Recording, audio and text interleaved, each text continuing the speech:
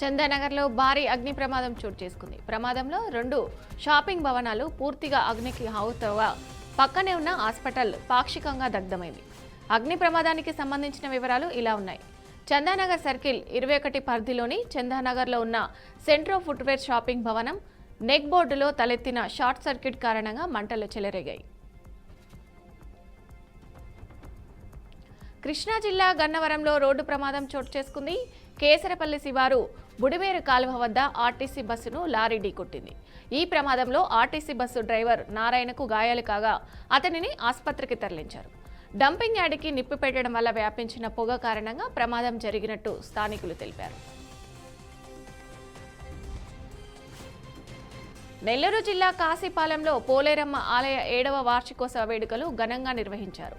అర్చకులు ప్రత్యేక పూజా కార్యక్రమాలు నిర్వహించి పోలేరమ్మకు అభిషేకాలు చేశారు. స్థానిక కౌన్సిలర్ వైష్ణవి పోలేరమ్మను దర్శించుకున్నారు. భక్తులు భారీగా తరలివచ్చి పోలేరమ్మను దర్శించుకొని మొక్కులు తీర్చుకున్నారు. వార్షికోత్సవ కార్యక్రమానికి సహాయ సహకారాలు అందించిన ఎమ్మెల్యే వేమిరెడ్డి ప్రశాంత్ రెడ్డికి అర్చకులు ధన్యవాదాలు తెలిపారు. జవహర్ నగర్లో జరిగిన ప్రమాదంలో 3 కార్మికులు ప్రాణాలు కోల్పోవడంతో మేయర్ గద్వాల్ విజయలక్ష్మి విచారం వ్యక్తం చేశారు. ఈ ప్రమాదంపై శుక్రవారం శానిటేషన్ అధికారులు రాంకీ యాజమాన్యంపై మేయర్ సమీక్షించారు. ఈ సందర్భంగా రాంకీ యాజమాన్యం ప్రమాద కారణాలను మేయర్కు వివరించడంతో పాటు భవిష్యత్తులో ఇలాంటి ఘటనలు పునరావృతం కాకుండా జాగ్రత్తలు తీసుకుంటామని తెలిపి పబ్లిక్ వర్క్స్ కాంట్రాక్టు నిబంధనల మేరకు ఒక్కో బాధిత కుటుంబానికి 15 లక్షల పరిహారం అందజేయనున్నట్టు ప్రకటించారు.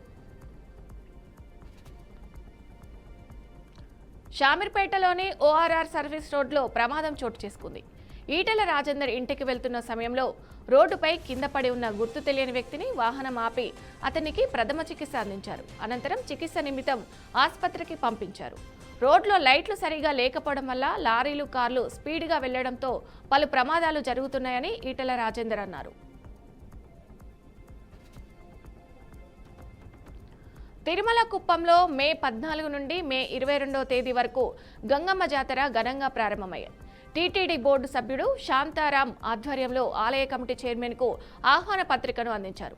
వేద మంత్రాలతో చైర్మన్ను ఆశీర్వదించి ప్రసాదాలు, వస్త్రాలను పండితులు అందజేశారు. శ్రీ ప్రసన్న తిరుపతి గంగమాంబ జాతరకు టీటీడీ చైర్మన్కు ఆహ్వానం. ఏడాది జూన్ నుంచి సెప్టెంబర్ మధ్య నైరుతి రుతుపవనాల సమయంలో చాలా ప్రాంతాల్లో ఎక్కువగా వర్షపాతం నమోదవుతుందని South Asian Climate Outlook Forum తెలిపింది. ఈ సంవత్సరం ఉష్ణోగ్రత సాధారణం కంటే ఎక్కువగా ఉండే అవకాశం ఉందని డేటా పేర్కొంది. 9 దేశాల వాతావరణ సంస్థలు కలిసి ఈ డేటా సిద్ధం చేశాయి. వ్యవసాయం, జలశక్తి తదితర సున్నితమైన రంగాలకు రుతుపవనాల సీజన్ గురించి ఖచ్చితమైన సమాచారం ముఖ్యమని నివేదిక పేర్కొంది.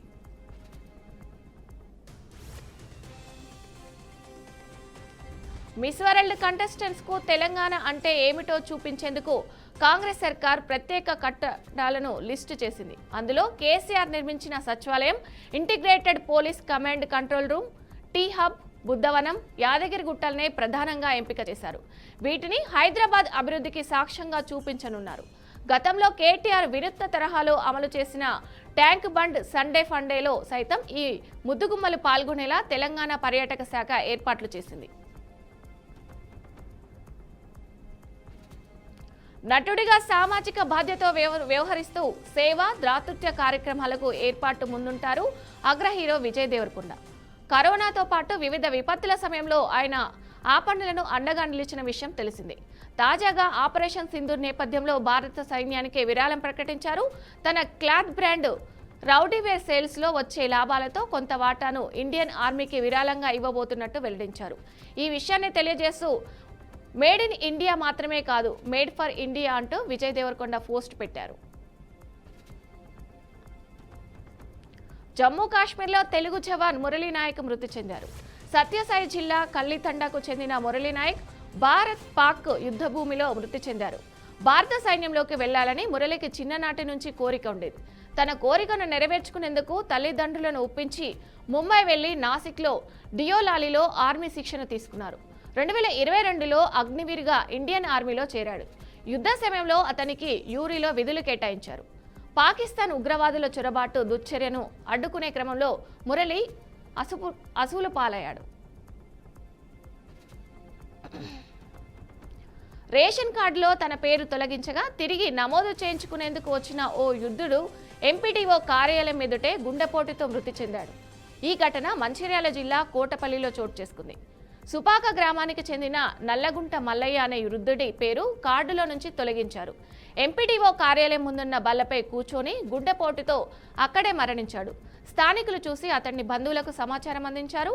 మల్లయ్య మృతదేహాన్ని చెన్నూరు ప్రభుత్వ దవాఖానకు తరలించి పోస్టుమార్టం నిర్వహించారు. పాక్ ప్రధాని షెహబాజ్ షరీఫ్ ఓ పిరికి పందాని పాకిస్తాన్ తెహ్రీన్ ఏ ఇన్ఫ్రామ్ ఎంపీ షాహిద్ అహ్మద్ సంచలన వ్యాఖ్యలు చేశారు. పీఎం మోదీ పేరును సైతం కూడా మా ప్రధాని ఉచ్చరించడం లేదని తీవ్ర స్థాయిలో విమర్శించారు.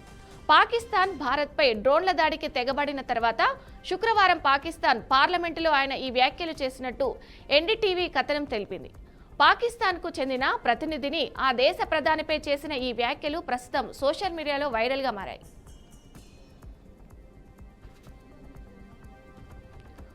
ఉద్రిక్తతలు తగ్గించాలని G7 దేశాలు భారత్ పాకిస్తాన్ని కోరాయి.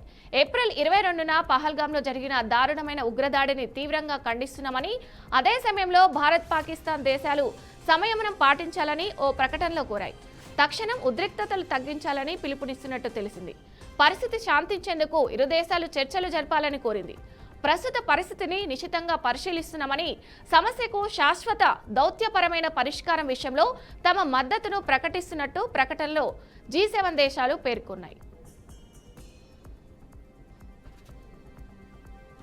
భారత్ పాకిస్తాన్ మధ్య తీవ్ర ఉద్రిక్తత పరిస్థితులు కొనసాగుతున్నాయి. ఈ నేపథ్యంలో పౌర విమానయాన మంత్రిత్వ శాఖ కీలక నిర్ణయం తీసుకుంది.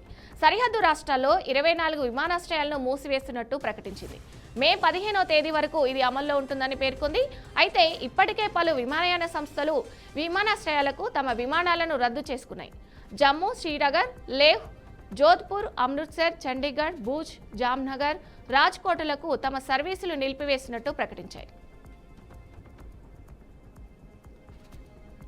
ఇండియా పాకిస్తాన్ మధ్య ఉద్రిక్తతలు తీవ్ర స్థాయిలో చోటు చేసుకుంటున్న వేళ IPL 2025 టోర్నమెంటు వాయిదా వేశారు. అయితే మళ్లీ ఎప్పుడు పునఃప్రారంభం అవుతుందో తెలియక అభిమానులు సతమతమవుతున్నారు.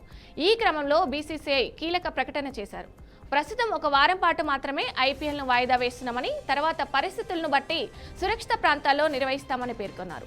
ఆటగాళ్లు, అభిమానుల భద్రత విషయంలో రాజీ పడకూడదనే ఉద్దేశంతో టోర్నీని వాయిదా వేసినట్టు BCCI అధికారులు పేర్కొన్నారు.